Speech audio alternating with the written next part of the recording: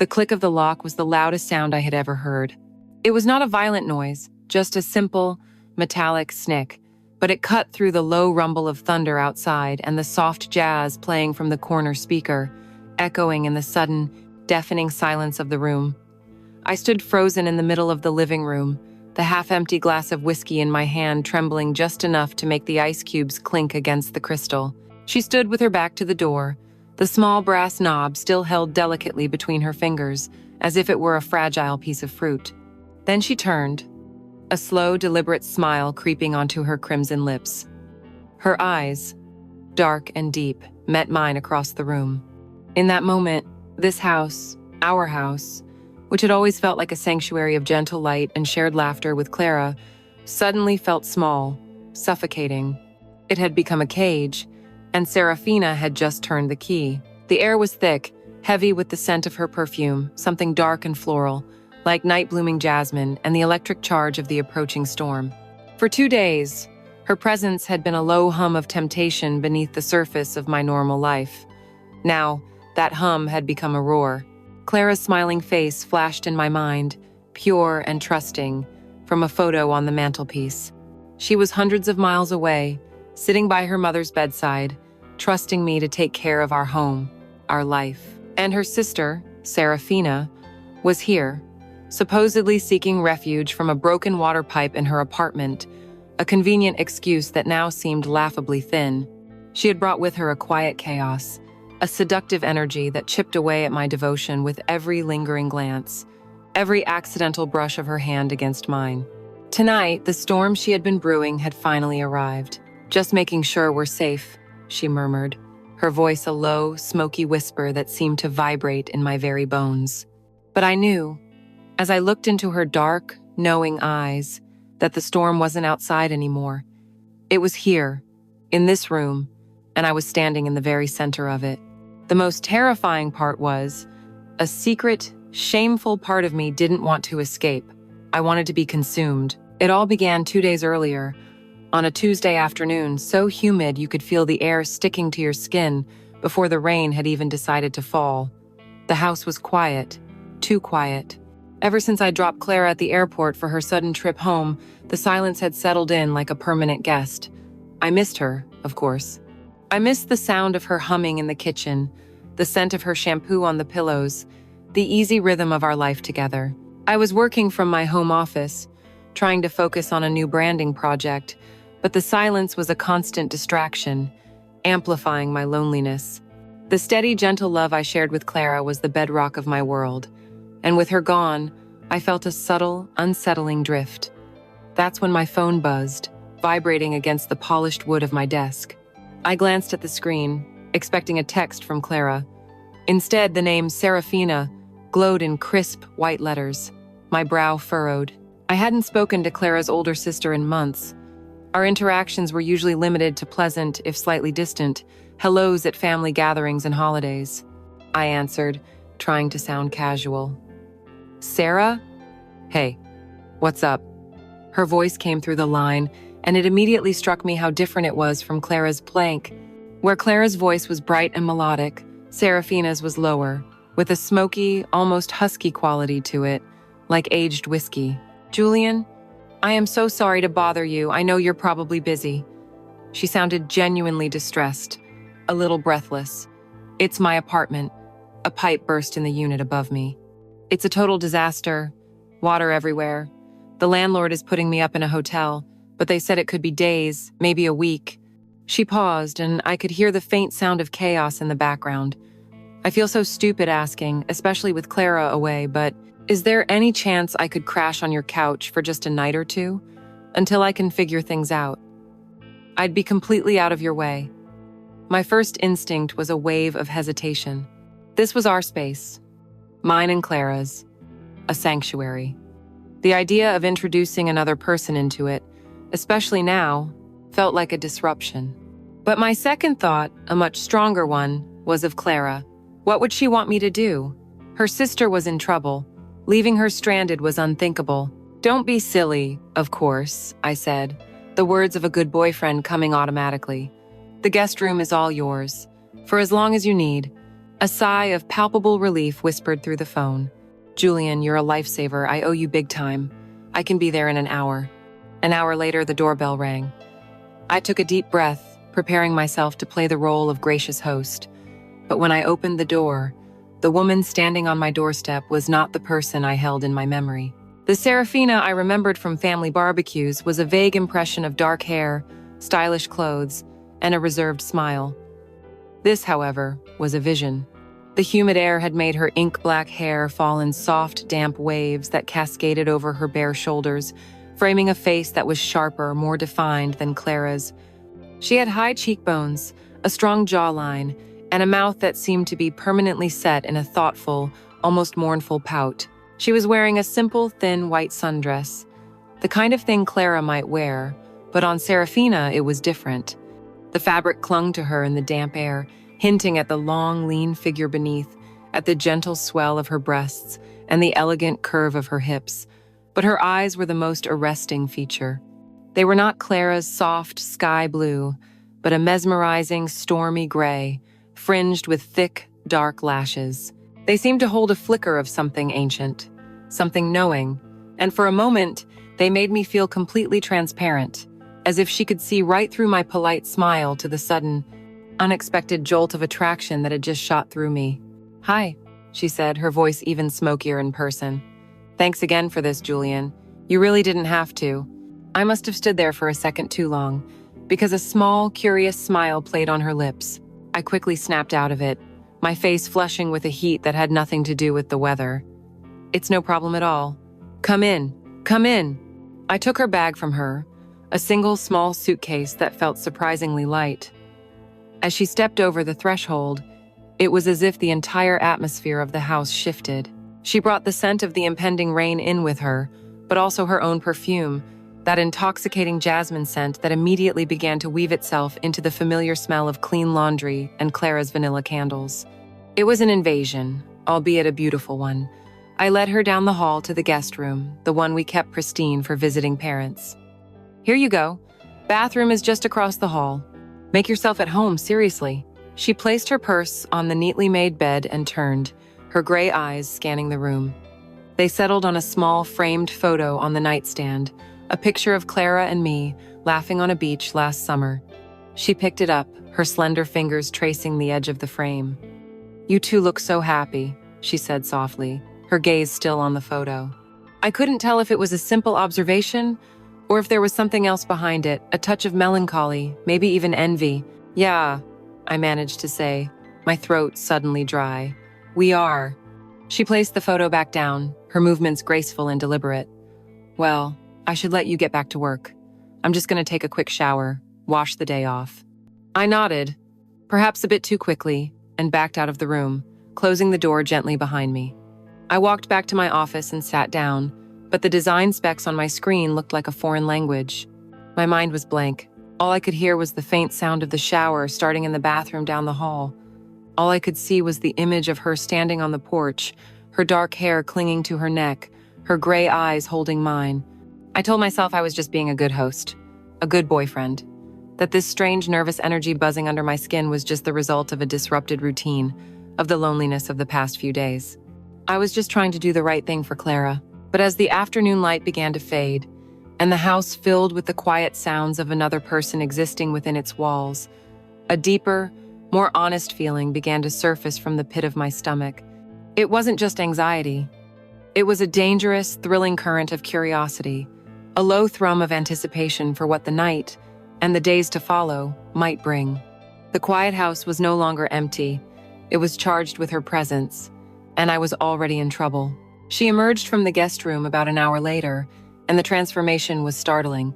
The poised, slightly guarded woman from the doorstep was gone, replaced by someone softer, more approachable. Her damp, dark hair was wrapped in a white towel, and she was wearing a pair of simple gray silk shorts and a black tank top that hung loosely on her frame, revealing the elegant lines of her collarbones and the smooth, tanned skin of her shoulders. Her face was scrubbed clean of makeup, and without it, she looked younger, more vulnerable. A faint constellation of freckles was visible across the bridge of her nose. She looked up at me from the end of the hall, a shy smile on her face. Sorry, she said, her voice soft. I didn't pack much. I hope this is okay. I felt my throat go dry. It was more than okay. It was intimate, disarming, and impossibly alluring. Of course, I managed to say, my voice sounding a little too loud in the quiet house. You hungry? I was about to make some pasta. Her smile widened, reaching her stormy gray eyes for the first time. I'd love that. Can I help? The kitchen, Clara's meticulously organized domain, suddenly felt like a new and treacherous territory. We moved around each other in the confined space of the galley, a quiet, awkward dance of near misses and fleeting touches. My arm would brush her back as I reached for the olive oil. Her hip would graze mine as she moved to the sink. Each point of contact was like a small electric shock, brief but leaving a lingering heat on my skin. I tried to focus on the simple task of chopping garlic, but my senses were overwhelmed by her proximity. The clean, fresh scent of soap and shampoo coming off her skin, the soft sound of her bare feet on the cool tile floor, the way a stray, damp strand of her hair clung to the nape of her neck. At one point, we both reached for the knife block at the same time, and her fingers brushed against mine. It wasn't an accident, not really. It felt deliberate, a question being asked. I pulled my hand back as if I'd been burned, a blush creeping up my neck. She didn't say anything, just picked up a knife and began slicing a tomato with practiced, graceful movements, a tiny, knowing smile on her lips. I opened a bottle of Cabernet, a rich, dark red that Clara and I both loved. The familiar ritual felt foreign and illicit tonight. I poured 2 generous glasses, the wine looking almost black in the warm, low light of the kitchen. I handed one to her, our fingers brushing again, this time for a fraction of a second longer. Thank you, she murmured, taking a sip, her eyes holding mine over the rim of the glass. We ate at the small kitchen island, the silence punctuated by the clinking of our forks against the ceramic bowls. Finally, she broke the spell. So, she began, swirling the wine in her glass. What's it really like? This life. She gestured vaguely with her glass, encompassing the quiet kitchen, the tidy house, the suburban stillness outside the window. You and Clara. You seemed to have it all figured out. There was no malice in her voice, only a deep, genuine curiosity, tinged with a sadness that tugged at something inside me. I found myself wanting to answer honestly. It's good, I said. It's comfortable. Safe. I didn't realize how hollow the words sounded until they were out of my mouth. She nodded slowly, as if I had confirmed something she already suspected. She stared into her wine for a long moment before speaking again. He wasn't a bad man, you know. My ex-husband. The sudden shift in topic caught me off guard. He was kind, successful, everything a woman is supposed to want. But he never really saw me. I was just an accessory to his life. A beautiful painting on the wall he owned. She looked up, and the vulnerability in her gray eyes was a physical blow. You know, you can be lonelier inside a marriage than you ever could be by yourself. It's a special kind of hell, being invisible to the one person who is supposed to see you more clearly than anyone else. I was captivated. I stopped eating, leaning forward, completely absorbed in her story. This wasn't the aloof, intimidating older sister Clara sometimes complained about. This was a woman who was wounded, intelligent, and profoundly lonely. I felt an overwhelming urge to comfort her, to tell her that I saw her. I saw the intelligence in her eyes, the sadness in her smile, the strength in the set of her jaw. The conversation flowed easily after that, as if her confession had unlocked a door between us. We talked for hours, long after the pasta was gone and the wine bottle was empty. She asked about my work, my passions, my dreams, questions that went deeper than the surface-level conversations I was used to. In turn, I found myself telling her things I rarely spoke about, not even with Clara. The pressures of my career, the fear of creative burnout, the feeling that I was meant for something more than just designing logos. She listened, truly listened, her head tilted, her gaze unwavering. She made me feel interesting. She made me feel seen. By the time we moved to the living room, the initial awkwardness had completely dissolved, replaced by a warm, humming intimacy that was both deeply comforting and incredibly dangerous. We sat on opposite ends of the sofa, but the space between us felt charged, electric. When the evening finally had to end, she stood up, stretching like a cat, the movement pulling her tank top taut against her stomach. "I should get some sleep," she said, her voice soft and a little slurred from the wine. I walked her to the guest room door. The hallway, usually just a simple passage, felt impossibly narrow. We stood there for a moment, the silence thick with everything that had been said and everything that hadn't. "Julian," she said, turning to face me, "thank you for everything, for listening." She reached out and placed her hand on my forearm. Her touch was warm, her fingers light, but it sent a fire racing up my arm, straight to my chest. I looked down at her hand, then up into her eyes. They were dark, pupils dilated, and in their depths, I saw a clear, unmistakable invitation. My heart was hammering against my ribs. I knew I should step back, say goodnight, and walk away, but I couldn't move. She held my gaze for another heartbeat, her thumb stroking my arm ever so slightly, before she finally let go. "Good night, Julian," she whispered, and then she slipped into her room, closing the door softly behind her, leaving me alone in the silent hall. I went to my bedroom, our bedroom, and got into bed. The sheets felt cold and empty against my skin, a stark contrast to the heat still lingering on my arm where she had touched me. The room smelled of Clara, of her vanilla lotion and her clean, familiar scent, but it brought me no comfort.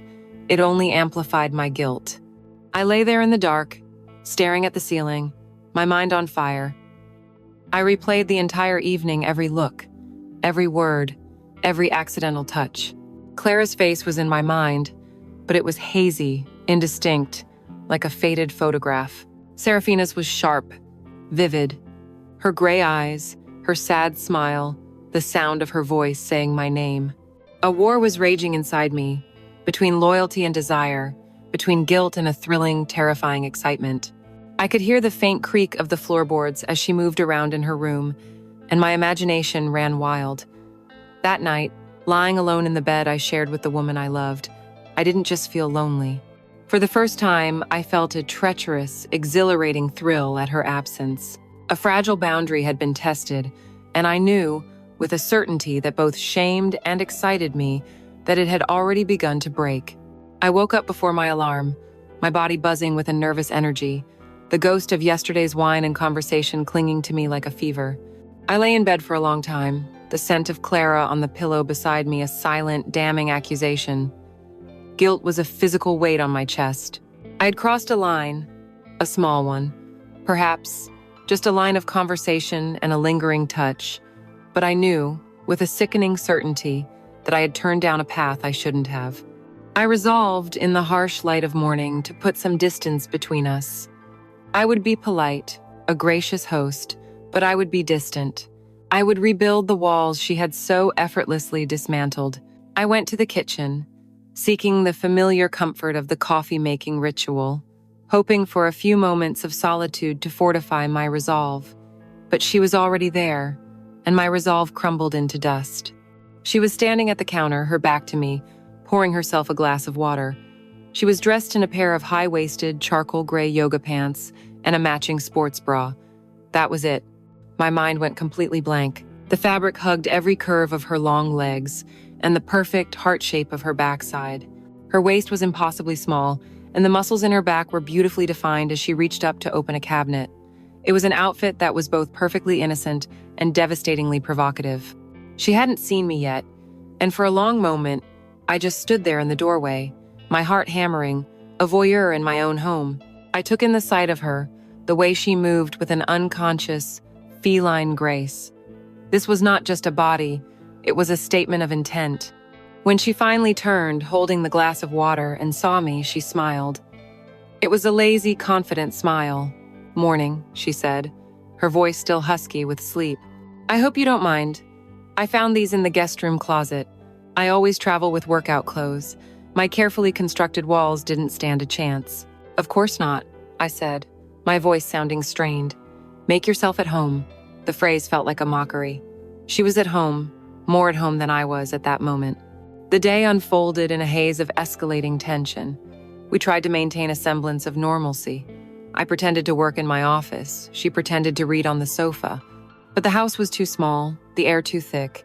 Every few minutes, I would find an excuse to get up, to walk to the kitchen for water, just to catch a glimpse of her. I was hyper-aware of her every move, every sound. The soft rustle of a page turning. The gentle sigh she let out as she stretched. The way she would tuck her bare feet up under her on the cushions. She had completely colonized my senses. Around noon, the moment came that tipped the scales from unspoken tension to undeniable intimacy. She was in the kitchen, on her toes, reaching for a decorative vase on the highest shelf. "Damn it," she muttered, her fingers just brushing the bottom of it. "Clara loves this thing. I was just going to dust it for her." The casual mention of her sister's name was a small, sharp sting of guilt. She turned to me, a look of playful frustration on her face. "Julian, could you be a hero? I can't quite get it." I knew I should have just said no, or suggested a step stool, but I didn't. I walked over, my body on autopilot, moving toward her like a moth to a flame. The space between the counter and the island was tight. To reach the shelf, I had no choice but to stand directly behind her, my body pressed against hers. The world seemed to slow down. The scent of her hair, clean and sweet, filled my head, making me dizzy. I could feel the warmth of her skin through her thin top, the subtle, firm curve of her spine against my chest. My arm went up, and my fingers grazed the soft skin of her waist, just above the band of her yoga pants. She drew in a sharp, audible little breath, a sound that was part pleasure, part surprise. And then, she did it. She leaned back. It was the slightest of movements, a barely perceptible shift of her weight, but it was a clear and unambiguous signal, a silent surrender. It sent a shockwave through my entire body, a jolt of pure, unadulterated lust that made my hand tremble as I grasped the cool ceramic of the vase. I handed it to her, stepping back quickly, feeling as though my skin were on fire. Our eyes met. The playful frustration in hers was gone, replaced by something dark, deep, and hungry. We stood there for a long, silent moment, the air crackling between us. The question had been asked, and the answer had been given, all without a single word. Later that afternoon, as the sky began to darken with the promise of the coming storm, we sat on the covered porch, watching the wind pick up in the trees. The flirtation was more open now, bolder. She had changed into a pair of my old soft sweatpants and one of my t-shirts, which hung off her small frame, making her look both lost and incredibly sexy. The pretense was gone. We were no longer Clara's boyfriend and Clara's sister. We were just a man and a woman, circling a dangerous, shared secret. "Clara is a wonderful person," she said, her voice soft, contemplative.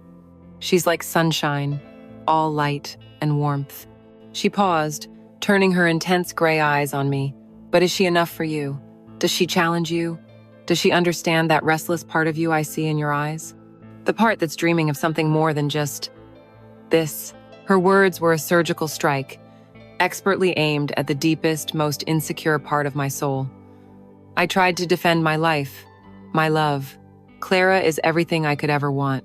But even to my own ears, the words sounded like a line I had been reciting for so long I had forgotten what it truly meant. She didn't push. She just gave me a small, sad smile and looked back out at the storm-tossed trees. She had planted the seed of doubt, and now she was letting it grow in the fertile soil of my own quiet dissatisfactions. The rest of the day was a torment. I couldn't work. I couldn't read. I couldn't think of anything but her. The way her lips curved when she smiled, the sound of her laugh, the feeling of her body pressed against mine. As dusk settled, casting long shadows across the living room, I watched her from my office doorway. She was curled up on the sofa again, reading a book, her bare leg dangling over the armrest. She seemed completely absorbed, but I felt as if she knew I was watching her, as if we were connected by an invisible, tightening thread. As if sensing my gaze, she slowly looked up, her eyes finding mine across the room. There was no smile this time, just a direct, heavy look of shared understanding, of mutual anticipation. In her eyes, I no longer saw Clara's sister. I saw a woman who wanted me. And in that moment, as the first drops of rain began to speckle the windows, I had to admit the terrifying, exhilarating truth to myself. I wanted her too, desperately. And I knew with a certainty that eclipsed all guilt, that I wasn't going to fight it anymore. The first clap of thunder wasn't a distant rumble. It was a violent crack directly overhead that shook the entire house, making the windows rattle in their frames. The lights flickered once, twice, then thankfully held steady. Outside, the sky had turned a bruised greenish black, and the wind began to howl, throwing the first heavy drops of rain against the glass, like handfuls of gravel. The world beyond our walls was disappearing into a maelstrom of wind and water. Serafina, who had been watching from the living room window, turned to me, her gray eyes wide and electric, mirroring the storm outside. "Well," she said, a thrill in her voice, "I guess we're not going anywhere." I felt a shiver of anticipation that had nothing to do with the weather. We were trapped. The thought should have terrified me.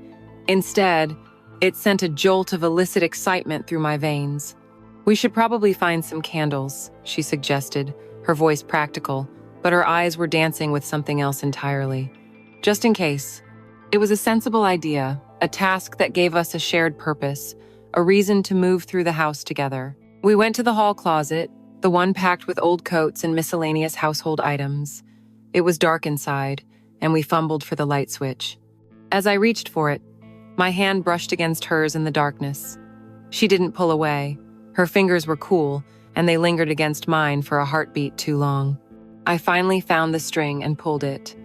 In the sudden glare of the single bare bulb, we were standing closer than I realized. I could see the faint, rapid pulse in the hollow of her throat. We found a box of old emergency candles and a couple of heavy-duty flashlights. As we closed the closet door, plunging the hallway back into dim, stormy light, the atmosphere between us had shifted again. We were no longer just a host and his guest. We were partners, co-conspirators against the storm. Back in the living room, the rain was coming down in sheets, a relentless, deafening roar. "What now?" I asked, though I think we both knew the answer.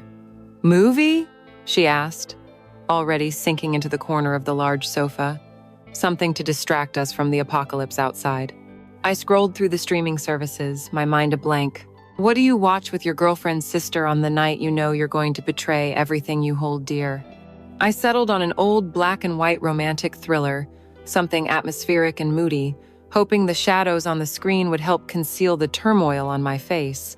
I placed a few of the candles on the coffee table and lit them, their small, flickering flames casting a warm, intimate glow that pushed back against the violent gloom outside. I turned off the main lights, leaving just the candles and the silvery light of the television. I sat down on the far end of the sofa, a deliberate, calculated 3 feet of space between us. A no, man's, land of good intentions. It lasted all of 10 minutes. God, is it just me? Or did the temperature drop 10 degrees? Serafina whispered, hugging her arms around herself. She reached for the large, plush chenille blanket that was always draped over the back of the sofa, the one Clara and I snuggled under on cold nights. The memory sent a sharp, painful pang of guilt through my chest. Serafina unfolded it and wrapped it around her shoulders. She looked at me, her eyes soft in the candlelight. "There's room for 2 under here," she said, her voice a low murmur, barely audible over the film's dialogue and the drumming of the rain. It was a direct invitation, yet couched in just enough plausible deniability that I could have refused. But I didn't want to refuse. I hesitated for a moment, a final, futile gesture of resistance, before I shuffled closer, my body moving as if pulled by an invisible string. I lifted the edge of the blanket and slipped under it. Under the blanket, a new climate was created, warm, private, and intensely intimate. The chilly air of the room was forgotten, replaced by the shared heat of our bodies.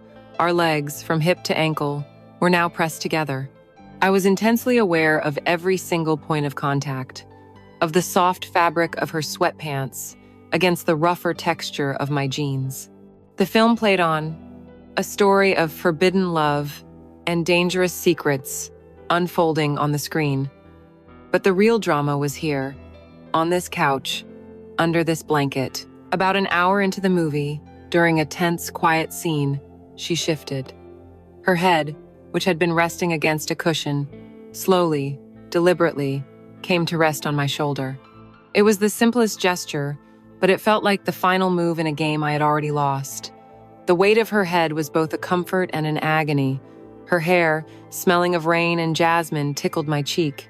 I could feel her gentle, even breathing against my neck.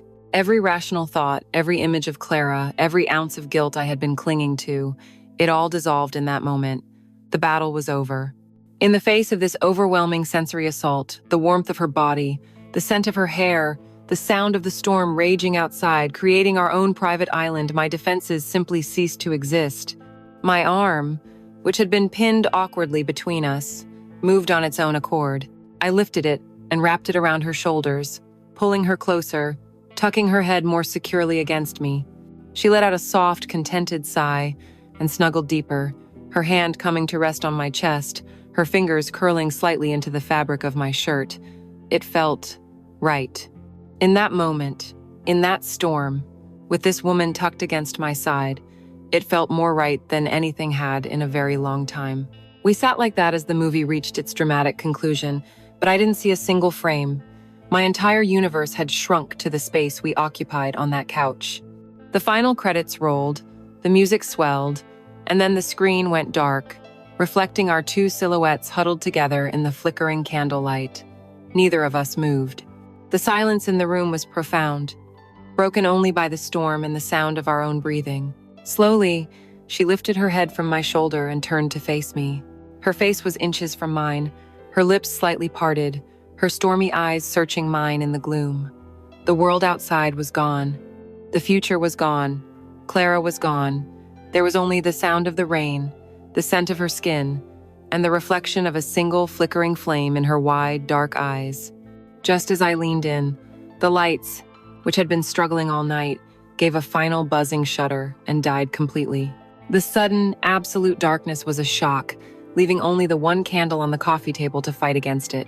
In that small, golden circle of light, her face was a perfect, haunting sculpture. The time for hesitation was over. The storm had finally come inside.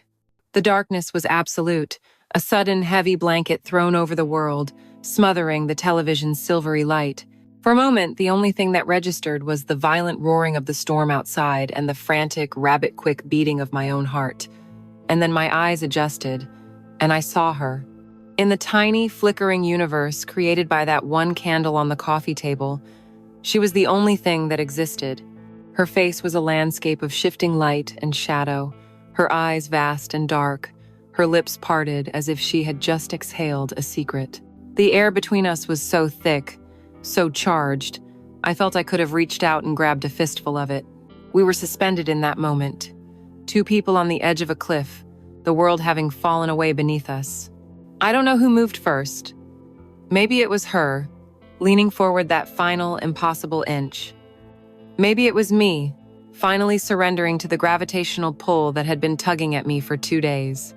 Or maybe we both moved at once, two halves of a whole, finally crashing together. Her lips met mine, and they were softer than I could have ever imagined, and they tasted of red wine and rain and a deep, aching loneliness that I recognized as my own. The first touch was hesitant, tentative, a question, a whisper of a kiss that was filled with disbelief, a silent acknowledgement of the enormity of what we were doing. For a split second, Clara's face, her trusting smile, burned behind my eyelids. It was a final, desperate flare of conscience, a last-ditch effort from the man I was supposed to be. I should have pulled back. I should have said her name, Clara's name, like an incantation to ward off this beautiful demon. But then Serafina made a soft sound in the back of her throat, a tiny, desperate moan of want and release, and it was like pouring gasoline on a spark. The guilt, the loyalty, the image of Clara, it all evaporated in the sudden, violent heat. The hesitation was gone. The kiss was no longer a question, but an answer. A statement. It deepened, becoming hungry, demanding, a release of every unspoken thought, every stolen glance, every moment of agonizing tension that had been building between us. My hand, which had been resting limply on the sofa, came up to cup the back of her neck, my fingers tangling in the damp silk of her hair, pulling her closer, harder against me. Her hands were on my face, her thumbs stroking my jaw, before moving to grip my shoulders, her nails digging slightly into my shirt as if she were afraid I might disappear. This was not the gentle, comfortable affection I knew. This was a collision, a storm that matched the raging chaos outside, a raw, desperate hunger to consume and be consumed.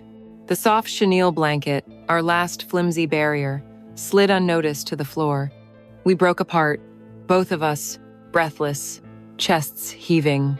Our foreheads rested together, and in the flickering candlelight, I could see the dazed, drugged look in her eyes. We didn't speak. There were no words for this. What could we possibly say?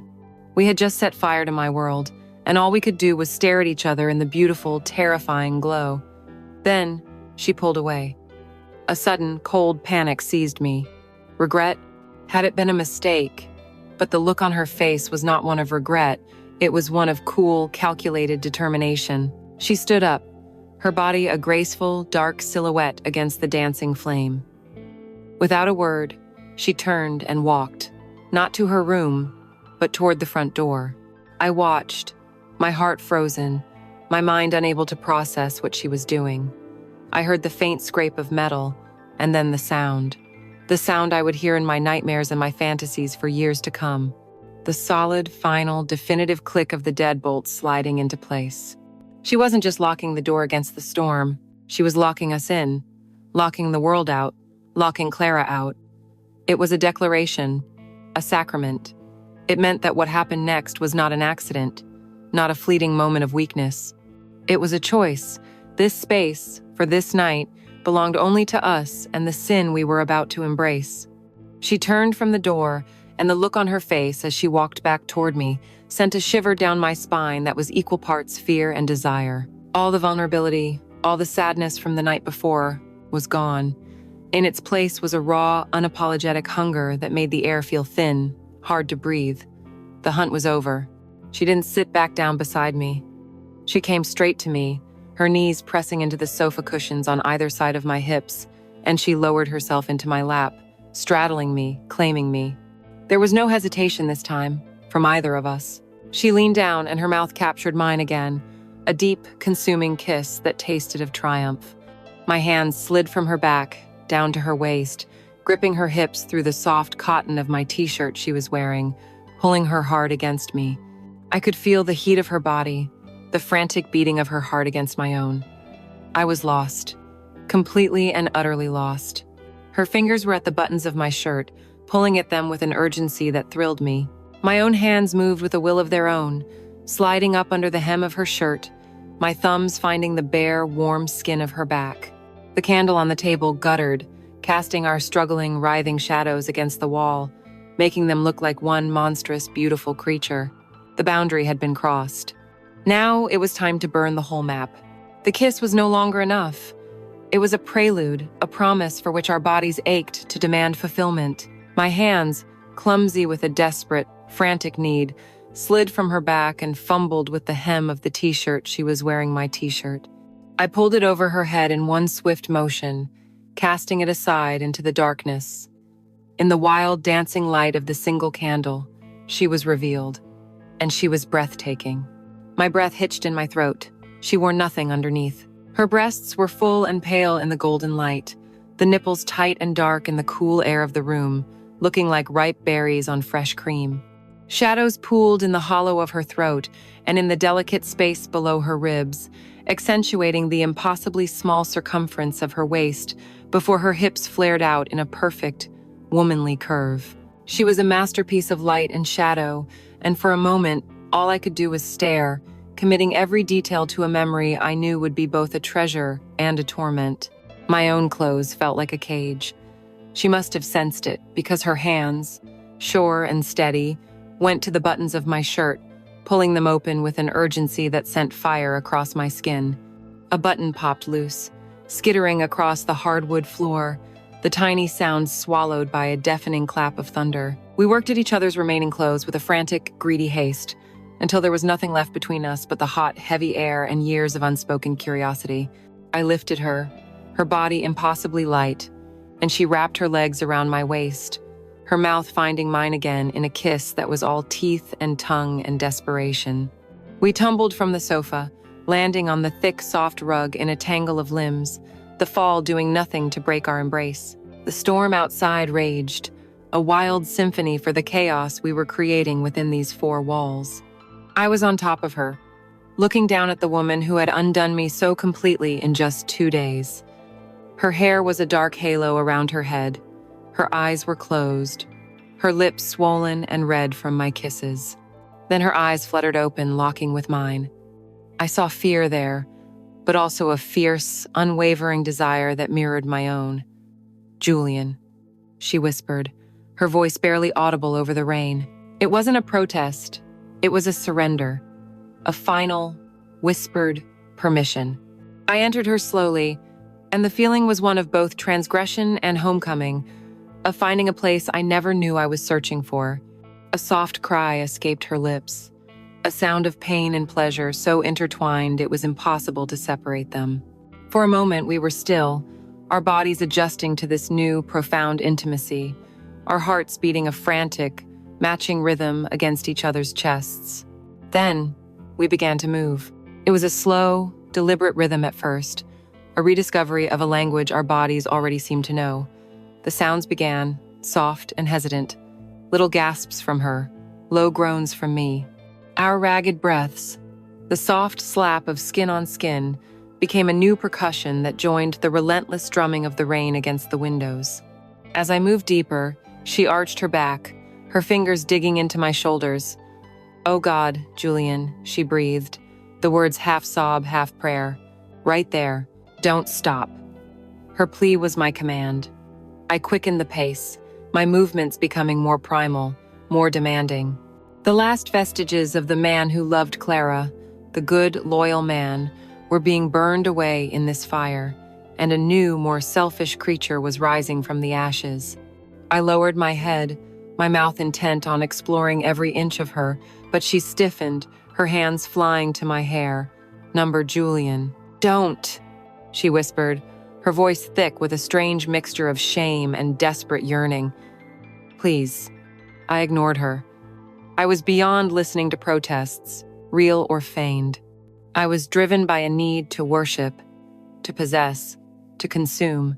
Her resistance melted away under my touch, her body going lax before her protest turned from words into a long, shuddering moan of pure, unadulterated pleasure. I moved back up, and the rhythm we found now was frantic, desperate. We were two drowning people clinging to each other in a storm. She began to cry out, not words anymore, just soft, broken sounds that were woven through with my name. "Julian, Julian."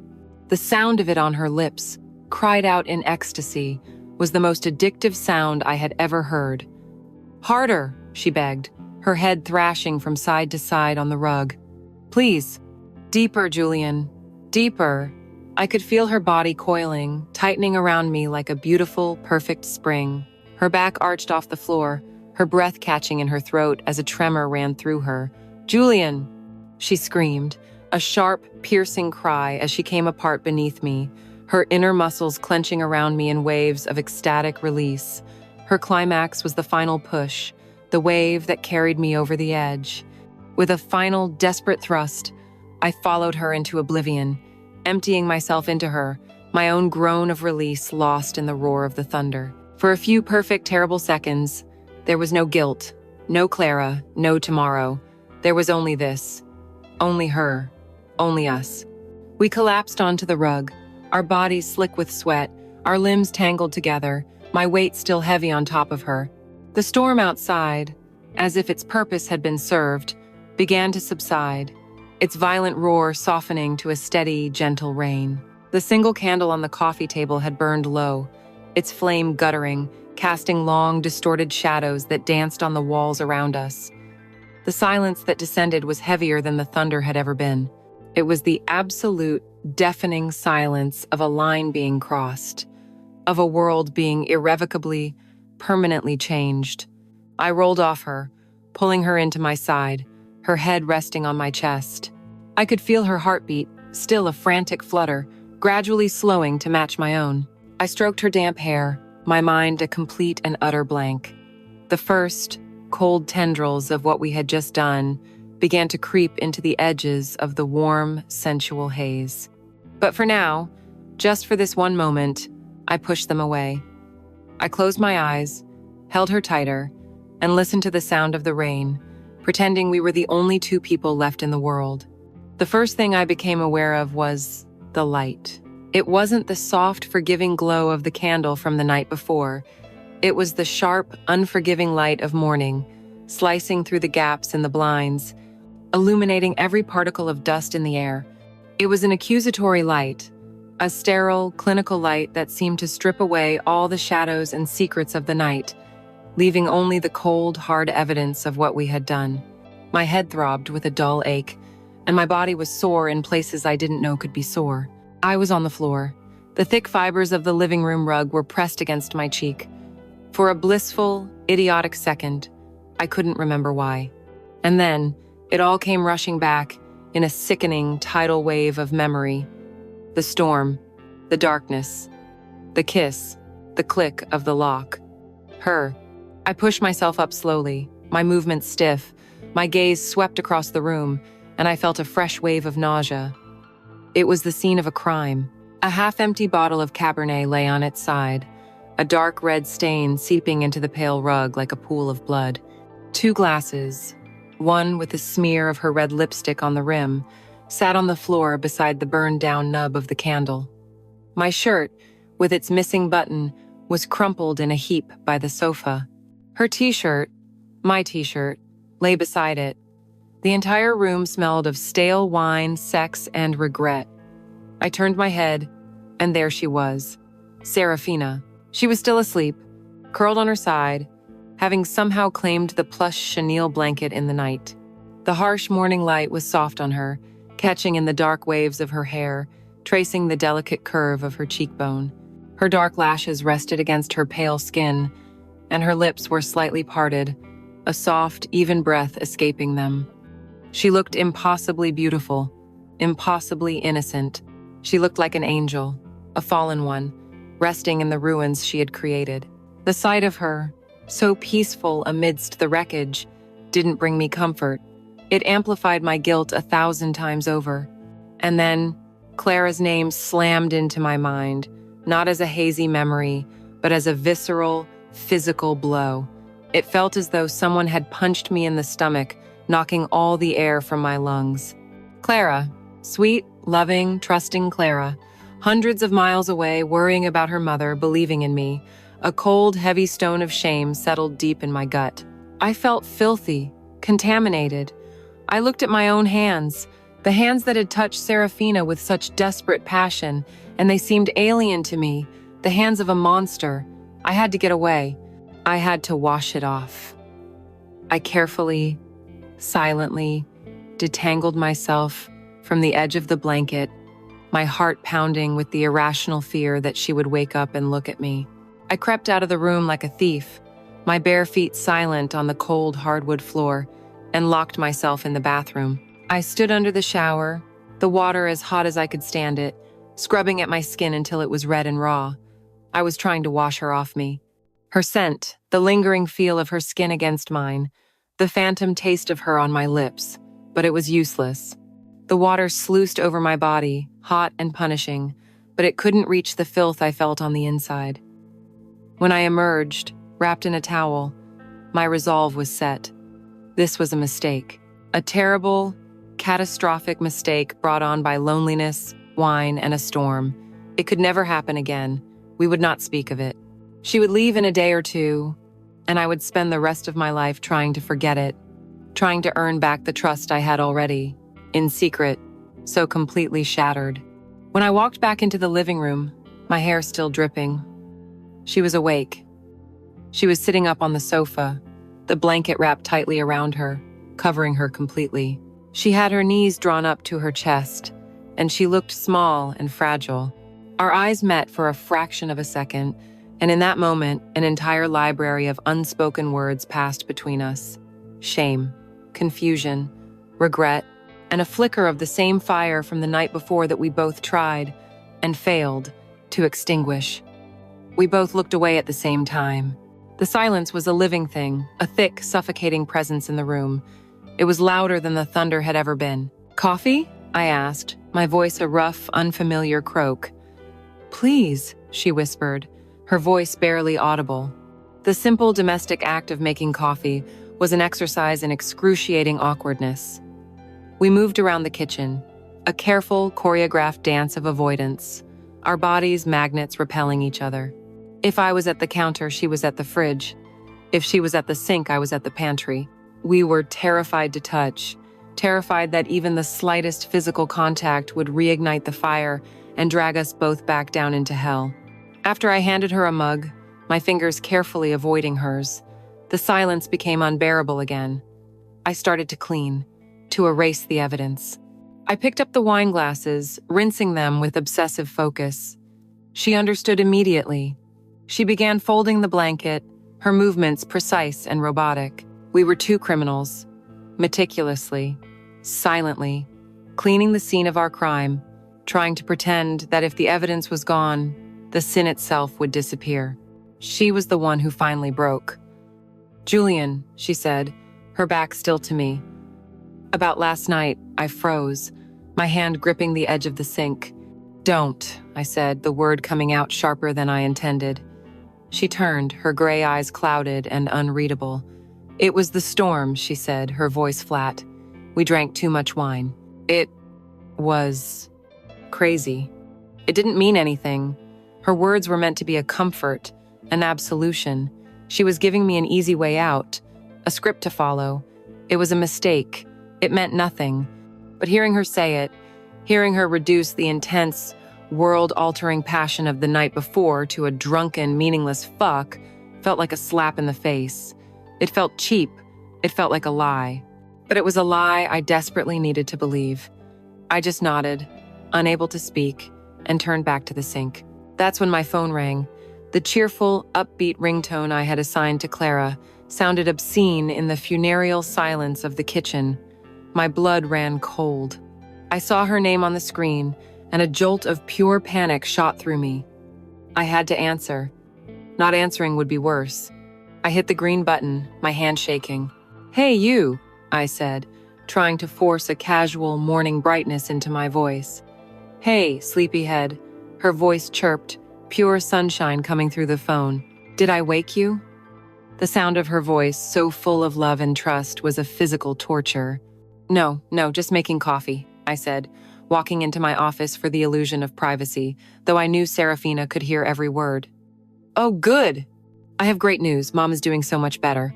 The doctor said she might be able to come home in a couple of days." That's amazing, Clara," I stammered. "I'm so happy to hear that. I miss you so much," she said, her voice going soft. "The bed is so empty without you. I can't wait to be home." Each word was a fresh turn of the knife in my gut.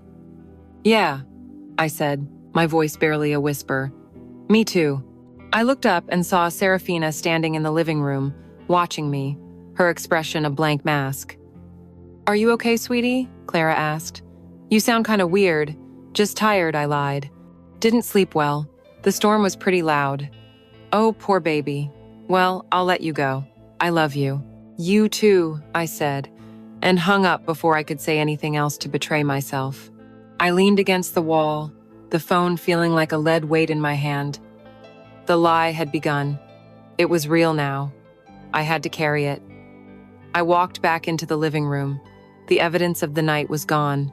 The blanket was folded, the glasses were washed. It looked like any other morning, but it wasn't. Everything was different. The woman across the room, staring out the window at the rain-washed world, was no longer just my girlfriend's sister. She was my co-conspirator. The beautiful, passionate creature from the night before was gone, replaced by a stranger who held my destruction in her hands. And I, looking at my own haunted reflection in the dark glass of the window, was a stranger to myself. The sun was up, but it brought no warmth. It was the dawn of a long and terrible guilt. The day after the storm was a masterclass in avoidance.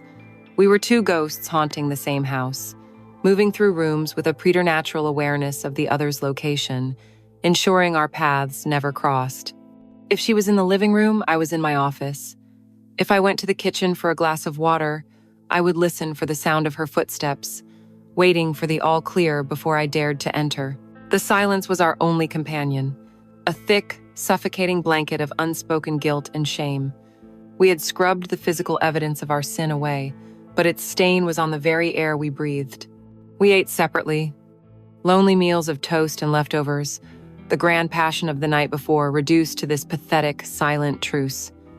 I told myself this was for the best. This was penance. We would endure this awkwardness until she left, and then I could begin the impossible task of forgetting. I was a fool to think it would be that simple. The call came late that afternoon. It was Clara. Again. My stomach instantly clenched into a tight, cold knot. I took the call in the bedroom, closing the door behind me, as if that could somehow keep the truth from seeping through the walls. "Hey," I said, my voice carefully neutral. "Bad news, sweetie," she began, and my heart plummeted. Had she somehow found out? Did she know? Mom had a small setback this morning.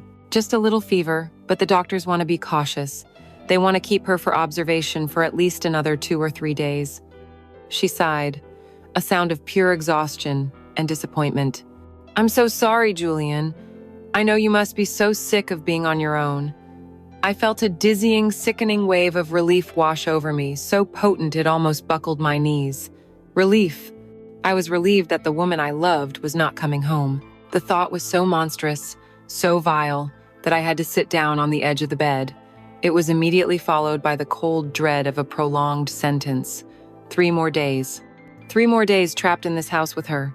No, it's okay, I said, the lie tasting like ash in my mouth. "Whatever you need to do, just focus on your mom. I'm fine." We spoke for a few more minutes, her sweet, trusting voice, a form of exquisite torture, before we hung up. I walked out of the bedroom and saw Serafina standing at the end of the hall. She must have heard. She must have known. She didn't say anything, just looked at me with those unreadable gray eyes. I walked past her without a word and went to the kitchen. I needed a drink. I needed to do something with my hands. I pulled ingredients from the fridge, deciding to cook a proper meal for the first time in days, a desperate attempt to impose some sense of normalcy on the madness my life had become. She followed me in and sat at the kitchen island, watching me. The silence stretched, tightening, coiling, until it felt like it was going to snap. I was chopping onions with unnecessary force, the rhythmic thud of the knife against the cutting board the only sound. "So," she said, her voice quiet, but it cut through the silence like a razor. "A few more days." It wasn't a question. I didn't look at her. I just kept chopping. "Looks like it," I said, my voice tight. And that was all it took. The dam of our self-control, so carefully constructed all day, just broke. I put the knife down, turned, and looked at her.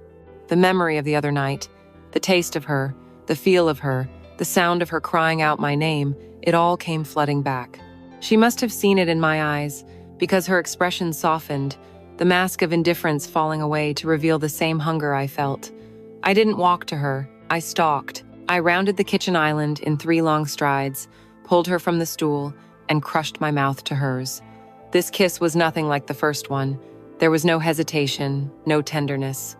It was rough, angry, desperate. It wasn't a kiss of passion. It was a kiss of surrender, of 2 addicts giving in to a craving they were too weak to fight. It was a kiss that said, "I hate you for what you make me feel, and I hate myself for wanting it." Her response was just as fierce. Her hands grabbed my hair, pulling me tighter, her body arching against mine. I lifted her effortlessly, sitting her on the cool granite of the kitchen counter, scattering a stack of mail and a bowl of fruit. The sound of apples rolling onto the floor was a distant, meaningless percussion. This was a desecration of the heart of our home, the space where Clara and I would share breakfast, where we'd plan our future. And the violation of it, the sheer wrongness of it, was a potent, undeniable aphrodisiac. We tore at each other's clothes again, but this time it was with a practiced, grim efficiency. We knew what we wanted. We knew what we needed. There were no pretty words, no slow discoveries. It was pure, unadulterated carnality. It was a release of all the tension, the guilt, the the silence of the past 24 hours. It was brutal, and it was beautiful, and it was the most shameful thing I had ever done. Locked together on the counter, in the sterile light of the kitchen, she leaned in, her lips brushing my ear, her hot breath sending a shiver through me. "Tell me you want me more than her, Julian," she whispered, her voice a venomous, seductive hiss. "Say it." My body froze. The words were a brand, a demand for a verbal confirmation of a betrayal I had so far only committed in body. I couldn't say it. The words wouldn't form. But my body answered for me. A low groan escaped my throat, and my hips thrust against her. A desperate, damning confession that was louder than any words could ever be. A slow, triumphant smile spread across her face. She knew she had won. She knew she owned this broken, pathetic part of me. The rest was a blur of motion and heat, of skin and granite, of whispered moans and frantic, gasping breaths, ending in a release that was less about pleasure and more about a desperate, fleeting oblivion. Afterwards, there was no shock, no dazed silence like the first time. We simply separated, adjusted our clothes, and avoided each other's eyes. The shame was there, but it was different now. It was no longer a stranger. It was a familiar companion, a permanent resident in the house of my soul. The war was over, and a grim, silent treaty had been signed. The pretense that it was a one-time mistake was shattered forever. We were no longer two people who had made a terrible error. We were now partners in an active, ongoing affair. The days that followed blurred into a surreal cycle of lust and shame. The silent avoidance was replaced by a new, dangerous language. A lingering glance across the living room. A deliberate brush of fingers in the hallway. A hand on the small of my back as I reached into the fridge. These were the promises of what would come later, when the sun went down. The house, once our home, our sanctuary, had transformed. It was no longer a place of love and comfort. It was a stage for our sordid little play, the setting for our sin. I had told myself the first time was a mistake, a cataclysm, but this was a choice. And I knew, with a certainty that chilled me to the bone, that I would keep choosing it again and again until there was nothing left of me to save. For 3 days, we lived in a bubble, a dark, intoxicating, hermetically sealed world that contained only the two of us. The guilt was still there, a low, constant hum beneath the surface, but it was easily drowned out by the roar of our desire. We fell into a strange, silent rhythm. We were polite, distant strangers by day, sharing meals without meeting each other's eyes, speaking only in dull, necessary monotones. But we were connected by an invisible, high-tension wire of anticipation. We were just waiting for the sun to go down.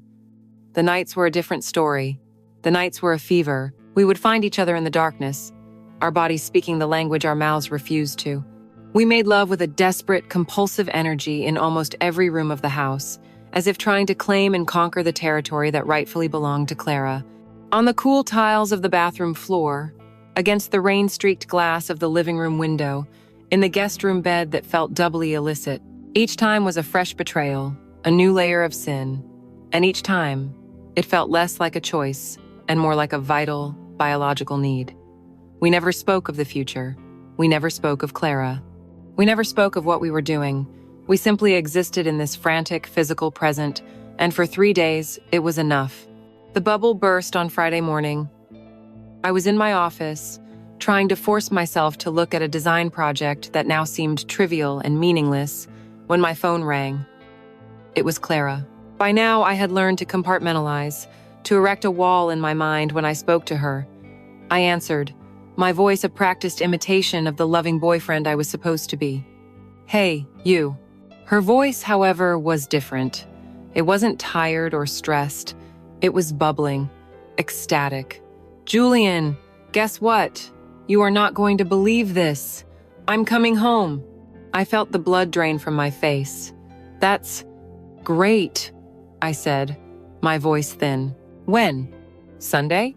She laughed, a sound that was pure, uncomplicated joy. "No, you goose. That's the surprise. I got a seat on a last-minute flight. I'm at the airport right now. My plane lands tomorrow afternoon at 4. I'll be home by dinner."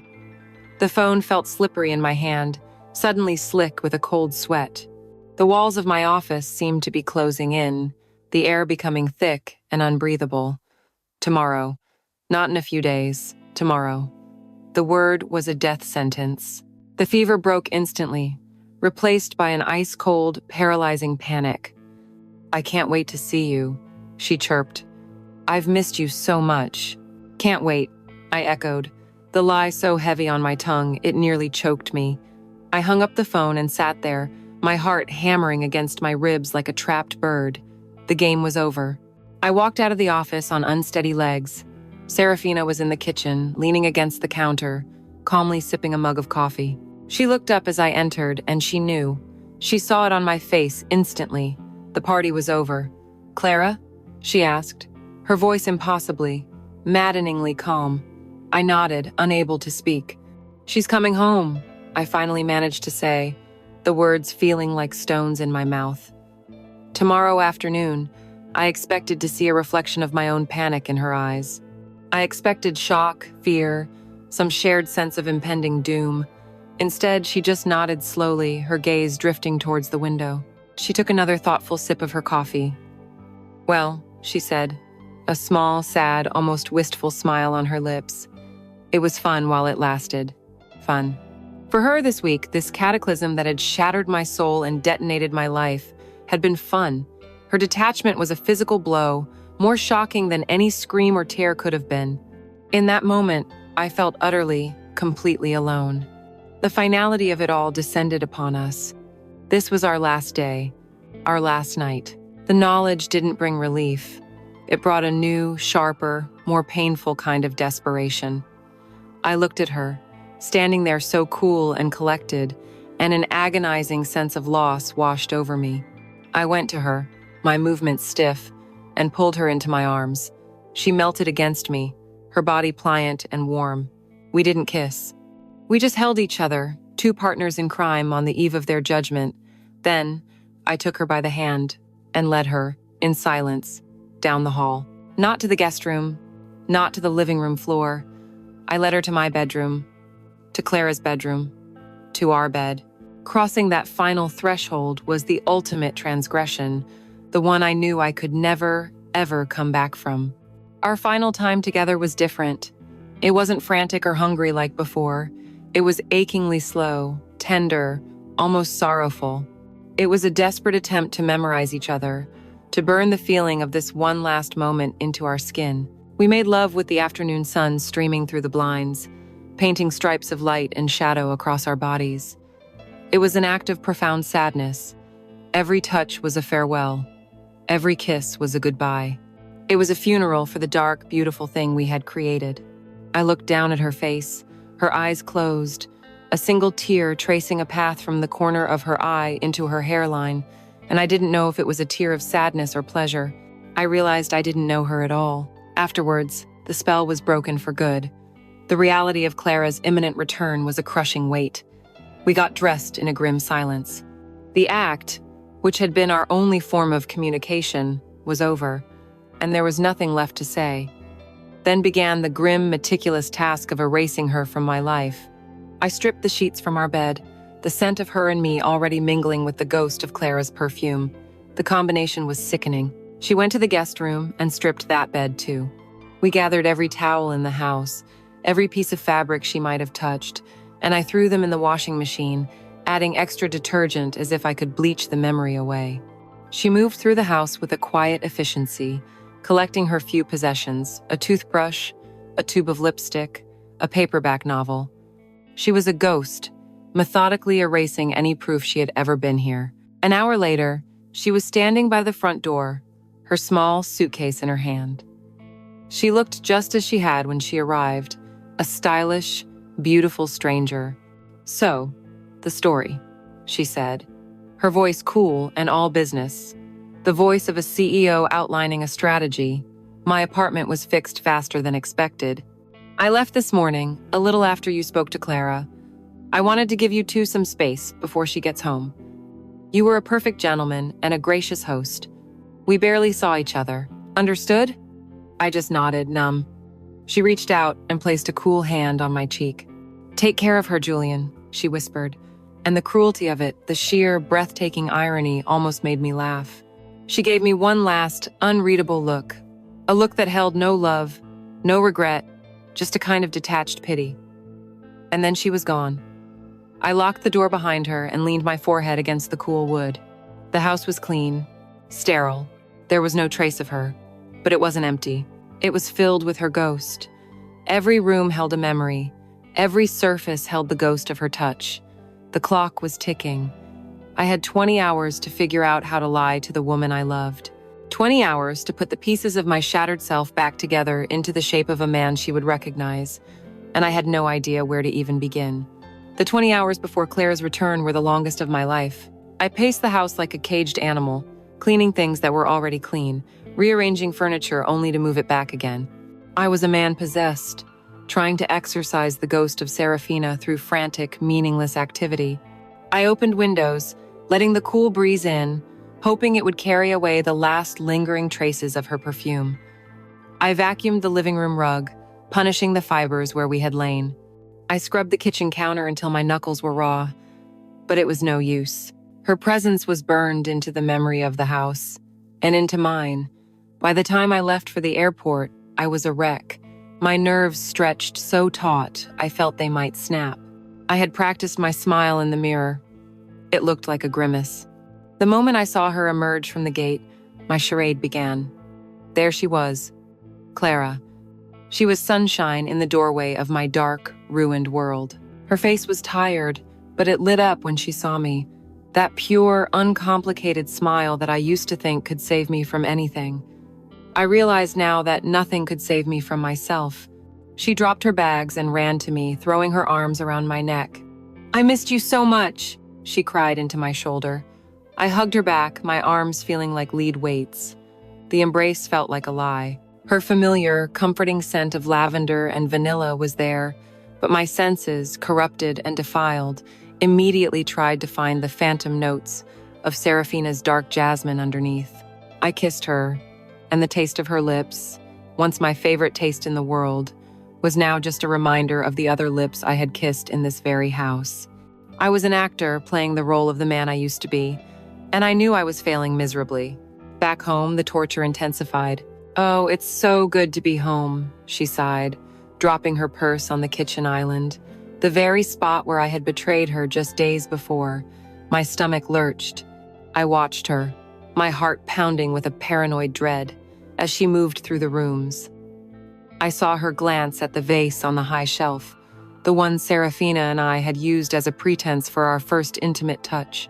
I watched her plump the pillows on the sofa where we had huddled under a blanket, where the world had fallen away. I watched her run her hand along the living room rug. To her, these were just familiar objects in her beloved home. To me, they were monuments to my sin, each one screaming my guilt. That night, we went to bed. Our bed. The ultimate crime scene. I lay on my side of the mattress, stiff as a board, a chasm of my own making between us. She snuggled up behind me, pressing her warm body against my back, draping an arm over me. "I'm so happy to be back here with you," she whispered into my ear. I flinched. It was an involuntary spasm of guilt, a reflexive recoil from a touch I no longer deserved. She went still. "Julian?" she asked, her voice small. "Are you okay? You seem distant." The first crack. The first test. "I'm sorry," I mumbled into my pillow, the lie already formed. "Just a stressful week at work. Didn't sleep well with you gone. I'm just exhausted." It was a flimsy excuse, but she was tired too, and she accepted it, for now. She kissed my shoulder. "Okay, sweetie, get some sleep." But I didn't sleep. I lay there for hours, rigid and awake, staring into the darkness, feeling the warmth of the woman I loved behind me and the icy cold of the man I had become inside me. A few days passed in this new, tense reality. I was a terrible actor. My smiles were forced, my kisses were hesitant, and my touches were fleeting. The house felt less like a home and more like a stage where I was constantly forgetting my lines. Clara, in an attempt to mend whatever she perceived was wrong, suggested a family dinner. "Mom's feeling much better, and she wants to see us. And I want to see Sarah anyway. It'll be nice for all of us to be together. I felt a dread so profound it was nauseating, but I couldn't refuse. To refuse would be to admit that something was wrong, so I agreed, sealing my fate. The dinner was a masterclass in psychological torture. We sat around her parents' dining table, a perfect picture of a happy family. And there I was, seated directly across from the two sisters. On one side, Clara, radiant and happy, laughing and chatting, completely oblivious. On the other side, Serafina, the architect of my ruin, looking elegant and impossibly poised in a black dress. She greeted me with a polite, friendly smile, the kind one gives to a brother-in-law, a casual acquaintance. It was the smile of a stranger, and it chilled me to the bone. The conversation flowed around me. I was a ghost at the feast, pushing food around my plate, my throat too tight to swallow. I kept my eyes down, terrified of what they might betray. Then came the moment I had been dreading. Clara, her face glowing with affection, turned to her sister. "I'm so glad you two got along while I was away," she said. "I was worried you'd be bored out of your mind, Sarah, stuck with this one." I felt my blood turn to ice. I risked a glance at Serafina. She laughed, a light, musical sound that was the most terrifying thing I had ever heard. "Don't be silly," she said, looking directly at Clara, her smile never wavering. Julian was the perfect host. He was so buried in that big project of his. I felt like I had the place to myself most of the time. Honestly, we were like two ships passing in the night. The lie was perfect, effortless. It was a work of art, and it was the most obscene thing I had ever witnessed. It absolved her completely and left me to drown alone in the truth. Her eyes flickered over to me for a fraction of a second, a silent, steely warning. "This is the story. Stick to it." In that glance, I saw no shared secret, no lingering passion. I saw only a cold, pragmatic co-conspirator, cutting me loose. The drive home was a vacuum of silence. The pretense of the evening had been exhausting, and we were both left with the raw, unsettling tension that had been simmering between us for days.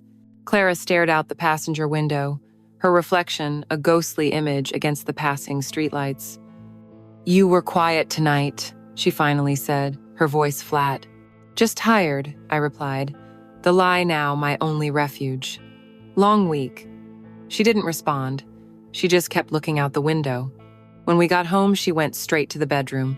I stayed in the living room, standing in the darkness, the familiar room, now feeling like a foreign country.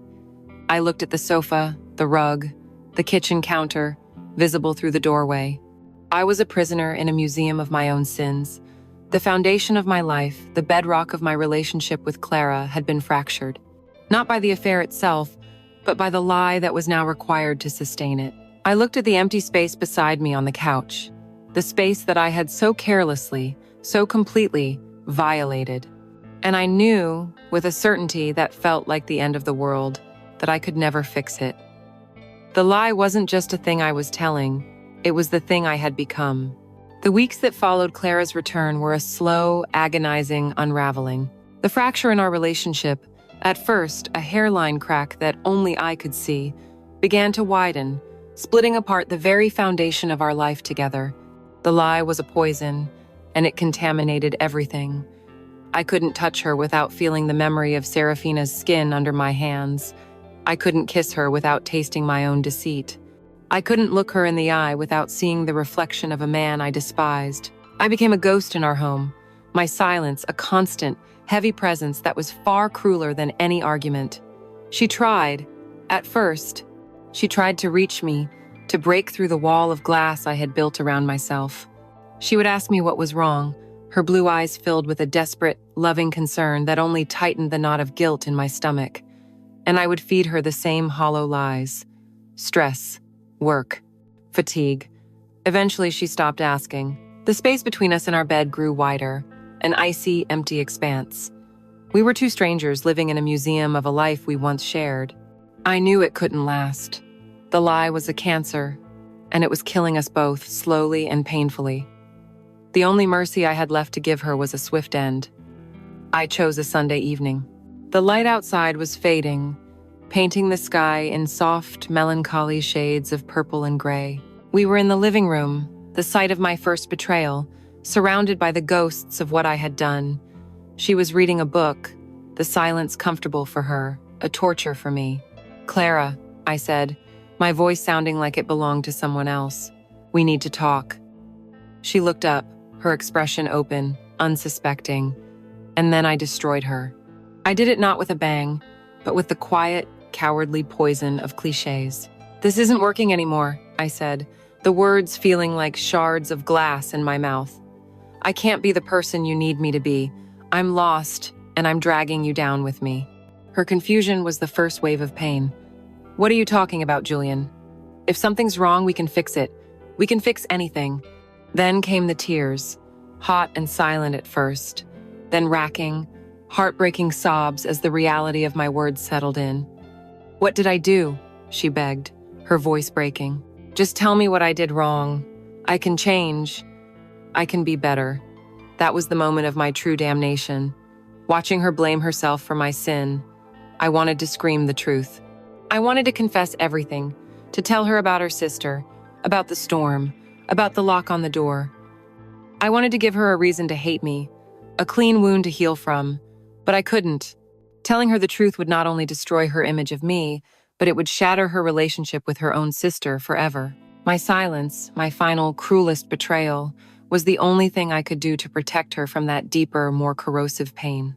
"You did nothing wrong," I whispered, the words a pathetic, useless balm. "You were perfect. It's me. All of this is on me." And in the end, she had to accept those empty, meaningless words. I sat there and watched as the light in her eyes went out, as the world I had built with her crumbled into dust, all because of a choice I had made on a rainy night. I moved out the following weekend, and what of Serafina? Nothing.